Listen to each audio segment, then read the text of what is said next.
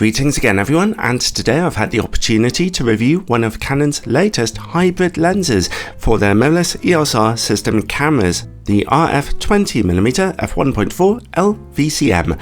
It's the latest in their lineup of VCM lenses, which are intended to be their best available options for both high-resolution still photography and video work, and I absolutely love bright aperture 20mm full-frame lenses. The very wide-angle images they can get add some real drama to your picture, while that very bright maximum aperture of f1.4 lets in tons of light and can even get you rather out-of-focus backgrounds. Well, if you get a little closer to your subject, that is. I've said it before a few times on this channel, but if I could only have one camera lens and it had to be a prime, then I'd make it a 35mm, but if you asked me my absolute favourite, then it'd probably be 20. I like my wide angles. Its price of about $1,800 plus sales tax, or £1,900 here in the UK, makes it a very pricey option. But actually, original manufacturers' premium lenses do tend to be expensive these days, especially an optic with parameters as difficult to design as this. I'd like to thank Canon UK for loaning me this lens for testing, but as usual, this is a totally independent review, and they've had no input into the video at all. The lens is about the normal size for an optic in its class, but being made of plastic, it's not too heavy to handle. It's essentially the same design as their other recent hybrid prime lenses. The lens is well weather sealed, including a weather sealing gasket around the rear mount. Next, an aperture ring, which turns completely smoothly and can be locked in or out of automatic mode. Due to the way Canon's mount system currently works, this ring will only work when shooting in video mode and not when shooting stills, except on the new R1 and R5 Mark II cameras where it works with both, as well as other cameras released in 2025 onwards. Apparently there may be future firmware upgrades for older Canon cameras to get this working in stills mode too, but I wouldn't hold your breath. It's just a quirk of the RF mount system. Next, on the lens's body, we see a customizable button with an auto manual focus switch and a switch to lock the aperture ring in or out of automatic mode. Then we get quite a broad rubberized manual focus ring, which turns very smoothly and works responsively with the focus motor. The lens doesn't display too much focus breathing here, as you can see. As for the autofocus system, well, the voice coil motor makes it work silently, accurately, and basically instantaneously with no trouble tracking subject. This is Canon at their very best here, and just as well considering how much money this lens costs. In front of that focus ring, we get one of Canon's customizable control rings with gentle clicks to it. I'm glad that thing is at the end of the lens out of the way. It's something I never use myself, but I know that other people do. The front of the lens has a 67mm filter thread. It comes with a plastic lockable lens hood. The lens does not feature its own optical image stabilization though, so do bear that in mind if your camera does not have image stabilization built in. Overall, the lens is built fantastically well here, and electronically it functions perfectly for both stills and video work. How about image quality though? Let's start by testing it on a full frame camera, my 45MP Canon EOS R5. In-camera corrections are turned on for this test. In the middle of the image, we see absolutely perfect sharpness and contrast straight from f1.4. Nice! Let's have a look over in the corners. At f1.4 they're virtually as good, very sharp with very good contrast. Stop down to f2 for perfect sharpness and contrast here, and noticeably more brightness.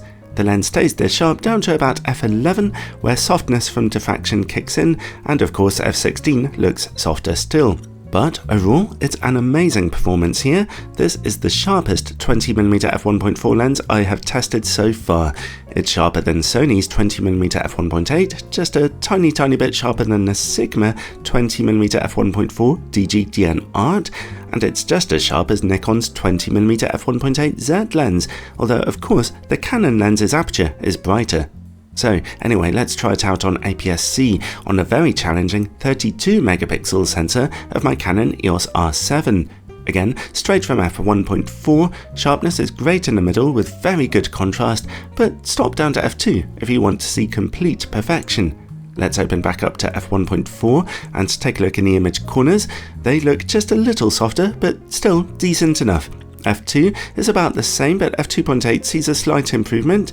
The lens stays this sharp down to about f5.6. At f8 we see just a touch of softness emerging now, and f11 is looking soft due to diffraction. So it's a good performance on APS-C considering just how incredibly demanding this particular sensor actually is, but those image corners do need a little stopping down for best results. Okay, let's get back onto full frame and look at distortion and vignetting. Here's an image taken with in-camera corrections turned on. As you can see, everything looks in order here. Turn those corrections off though, and we can see that, behind the scenes, the lens is producing a lot of distortion.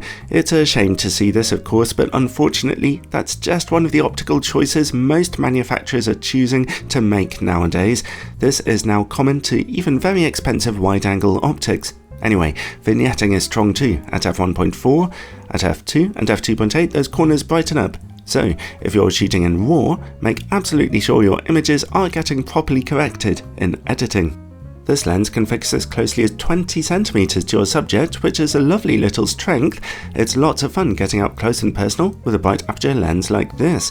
The further good news is that, even at f1.4, sharpness and contrast closer up are quite good. Stop down just to f2 and close-up image quality becomes fantastically sharp again. Let's see how well the lens works against bright lights now. I was taken by surprise here. The RF 24mm f1.4 lens I tested a while ago performed great in this regard, but this 20mm lens sees quite a bit more flaring and glaring when you're shooting at f1.4. It's broad and quite clearly visible here. Stop down to f2.8 to tame it a little bit, but still, it's a surprisingly below average performance. While we're working in the dark, let's take a look for coma and sun stars. I can't see any serious coma smearing here, even at f1.4, so that's some good news. In fact, here's an astro picture that I managed to get at the last minute for anyone interested. Even at f1.4, there's virtually no coma smearing here at all to be seen, so great performance. Let's zoom out then and look for sun stars. They only begin to emerge at f11 and get a little stronger at f16, so I was hoping for a little more there too. Next, bokeh. The good news here is that this lens's out of focus backgrounds look wonderfully soft, some of the nicest I've yet seen on a 20mm lens. The only issue I will mention is that specular highlights in the image corners have, you guessed it, a cat's eye shape to them, but that's simply what you expect on nearly any bright aperture lens. And finally, related to bokeh comes longitudinal chromatic aberration. At f1.4 it's noticeable, but not too bad. At f2 it's reduced, and at f2.8 it's virtually gone. Overall though, the Canon RF 20mm f1.4 L VCM is not perfect, but it's certainly a blast to use, perhaps the best 20mm lens I have ever tested. Not only that, but it's fun and has useful features for shooting video as well.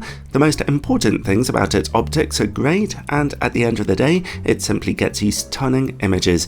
It's of course a shame to see the lens's uncorrected barrel distortion though, which forces strong in-camera corrections, but at the end of the day, like I said before, almost every manufacturer is going in that direction these days, as it seems to help them to keep their designs smaller and simpler, and I was hoping for a slightly better performance against bright lights here.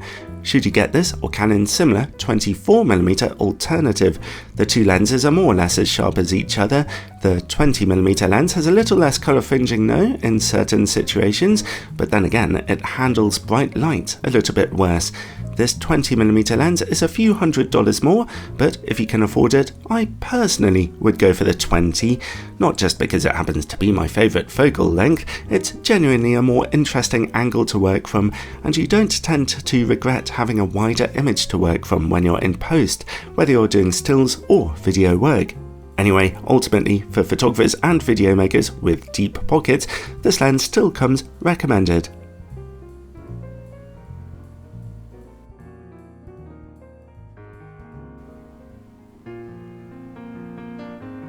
Thanks for watching everyone, and a special thanks to my Patreon supporters for helping to keep these sponsorship-free reviews coming. I love producing extra videos just for them, so check out the link in the description below. Ciao for now, everyone.